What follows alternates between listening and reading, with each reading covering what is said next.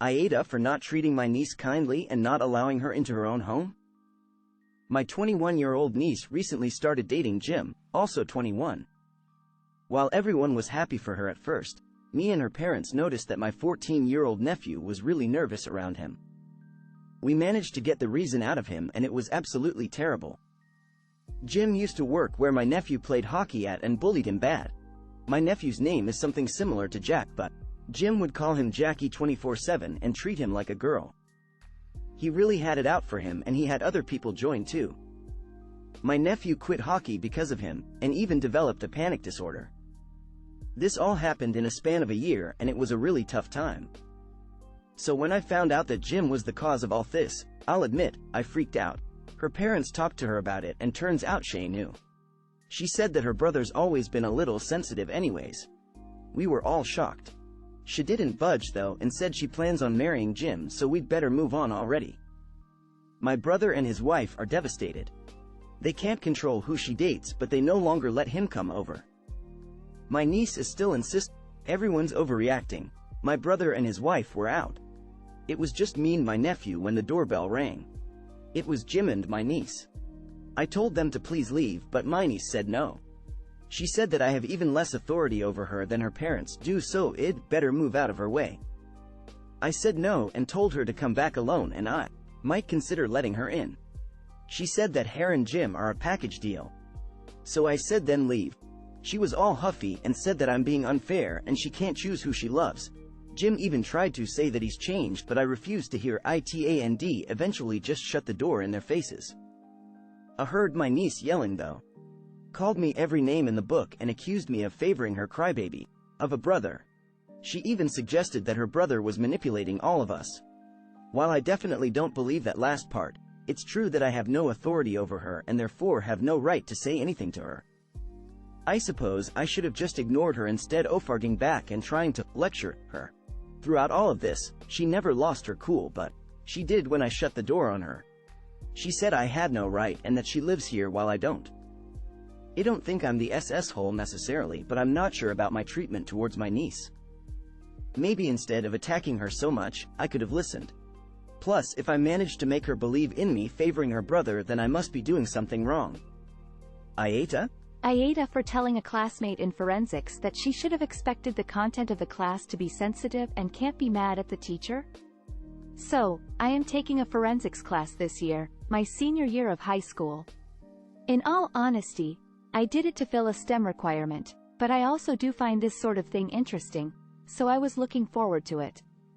I don't know what is standard in high school forensics class curriculum, but even going in, I assumed that because the class really was only for upperclassmen and also just that high school doesn't really baby you, there would be some sensitive material covered. The class started off with pretty standard stuff about footprints and fingerprints and other kinds of less human parts of a crime, but eventually, we got to talking about bodies. Which makes sense. We watched a lot of videos with real footage of body farms, autopsies, and what have you. I am a human teenage girls. Did, frankly, disturb me, but again, it's a forensics class. One day, after a particularly informational video on how bugs affect the decomposition process, a classmate of mine came up to me and was clearly distraught. She was basically ranting that our teacher should be fired for showing us this stuff and not warning us. I told her that technically, teacher did say we could leave if we were both there, albeit, but she emphasized that wasn't really a choice, because the teacher would actually get mad. I tried to explain that she really wouldn't, but the girl basically insisted that she was going to the faculty to complain about this and that her mother would be upset too. I understand these things are disturbing. I'm no edgelord. There were many things that made me nauseous, don't get me wrong, but it just seems excessive to waste people's time by complaining that the class about the detection of crimes is going to have some disturbing stuff. The part that may make me an AmItheAsshole was that I can have laughed at her. Because she was getting so defensive, accusing the others who weren't as bothered of being disturbed, and claiming she has drama now.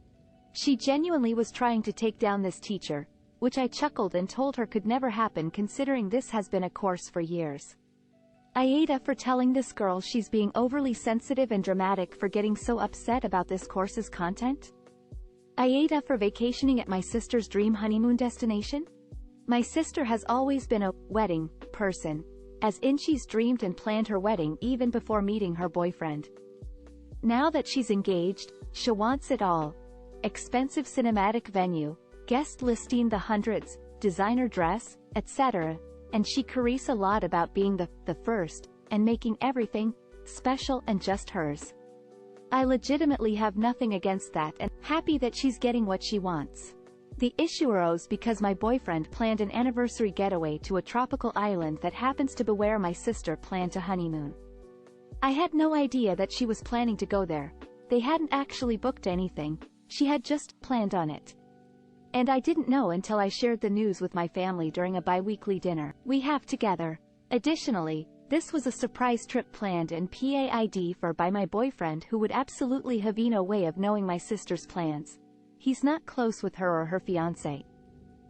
She says that if I go there first, I'll take away the surprise and specialness of the destination, and is insisting that I cancel or change the destination. I'm pretty upset and called her entitled because there's no way I'm going to tell my boyfriend to change something very nice he did for me. My sister is now threatening to remove me from the wedding if I don't change my vacation, and my parents are begging me to give in to keep the peace. My boyfriend has offered to pick a new location because he hates seeing me upset and fighting with family, so I wonder if I'm being the off or being so stubborn about it all. AITA mom not wanting to help with childcare even though I have herniated disc? Edit 4. I have an award for toilet paper? What does that mean, please? Moving this edit 3 to the top. This thread has opened up a debate about whether people with a chronic illness or disability should have children. Controversial. I could be the a-hole, but I need some fresh eyes. My mom always used to help with childcare because I have medical issues, CFS, anxiety, depression. I'm a good mom and love being a mom unless I'm having a flare-up. When I had my third child, my mom warned me she wouldn't be looking after the new baby because I could barely cope with the two I have. That seemed reasonable. So all last year she didn't help with the new baby. We moved house, my husband got his appendix out and I developed sickness bugs and back problems, and we got minimal help from my parents, which was really tough. After a year of suffering with the back pain, I've finally been diagnosed with a herniated disc after an MRI scan. I need to avoid picking up my 9-month-old and 3-year-old because it makes my back pain a lot worse. I'm now on a lot of medication that makes me drowsy, especially once it's combined with my existing antidepressant and antipsychotic medication.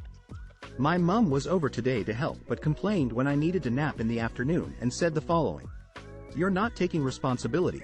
It's your fault you have a bad back, and if you keep lying down it won't get better. I'm not going to come over again if you're just going to sleep all the time." I've told her I'm suffering with depression again at the moment. She helps out once a week usually. AITA because I expect more support from her. Edit. Someone rightly asked about my mom's age and health. She's in her 60s and struggles with arthritis, so no, she's no spring chicken. I think it's taking me a while to adjust to the fact that my parents aren't invincible because they've helped me so much in the past. Too much perhaps, which is why I'm so useless now. Edit 2. I sent this link to my mom and dad. I should also add that my mom has also started a new job and still works 3 days a week, and my dad also still works full-time. Despite them both being in their 60s, they used to look after my younger two children at least twice a week, including having them overnight regularly. I assumed this was normal? Clearly it isn't. Anyway, the takeaway from all of your helpful, not so helpful comments is Thasm looking into paying for a childminder so that my mom and I can actually start going out together on our own again. Lunch, shopping, etc. I miss her. Edit 3. This thread has opened up a debate about whether people with a chronic illness or disability should have children. Controversial. AITA for getting pregnant right before my friend's wedding. My 28F friend Sarah, 26F, is getting married next week and I'm her mo. I should be excited, but this whole situation has caused me a lot of anxiety because I'm 8 months pregnant and she isn't happy about it. You see, Sarah and her fiancé Dave got engaged 2 years ago and decided they'd get married on their anniversary, which is so sweet and very them.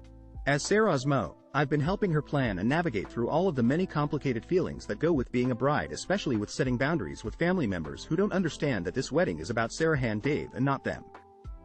One of the major setbacks was the fact that they went to have a childless wedding. Sarah's anxiety. I took up de-escalate some of her family members that demanded to be the exception, and was able to help talk down all of the people who felt entitled to this wedding. All was well with the world until I found out I was pregnant. My husband and I have been actively trying to have a baby for the past few years with no luck. I have some medical issues with having children, extremely challenging for me, and when I found out I thought Sarah would be happy for him, but she told me I was incredibly selfish. She did the math and figured out I'd be due around the date of her wedding, which, she reminded me, I knew about well in advance. I tried to explain myself, but she wouldn't hear it. She said if I was really her friend, I would have planned around her wedding. I told her I realized she was hurt, but I wasn't about to put my plans on hold for her. She got even more upset. She didn't understand how I could spend all that time telling her loved ones not to bring children to her wedding only to turn around and do it myself. I was shocked. I'm not due until the week after wedding, so technically wouldn't be bringing a baby to the wedding. She then expressed how she was concerned about me going into labor at her wedding and started crying. I assured her that wouldn't happen, and for the past couple of months she's been bringing this concern up to me repeatedly and making comments about my body changing in the pictures, etc. She's mentioned more than once she's worried I'll be taking attention away from her, and now I'm starting to believe it.